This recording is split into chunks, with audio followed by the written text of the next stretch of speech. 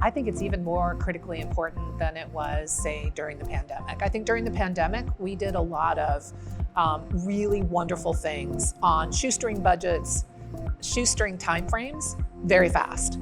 We did it really quickly. And one of the things that we missed, I think, in the customer experience area, and particularly the consumer experience area, was establishing the appropriate feedback loops so that we would actually get a very good sense of whether what we were doing in terms of customer experience was actually driving the right emotional response that we were expecting. I think as organizations get faster, better, smarter about how they're engaging with customers in that digital manner, I think those experiences are going to get better and better.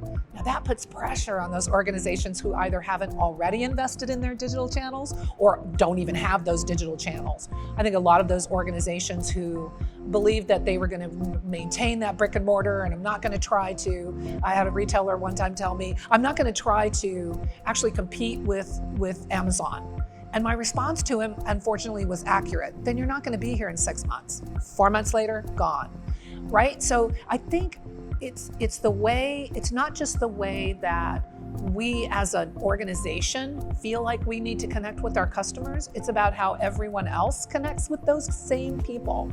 So we got to think of it from the perspective of the consumer and how the consumer interacts with their grocery store and their retailer and their doctor and there gets wider and wider. The aperture gets wider and wider to the comfort level that most of I think society has with those digital ways of working.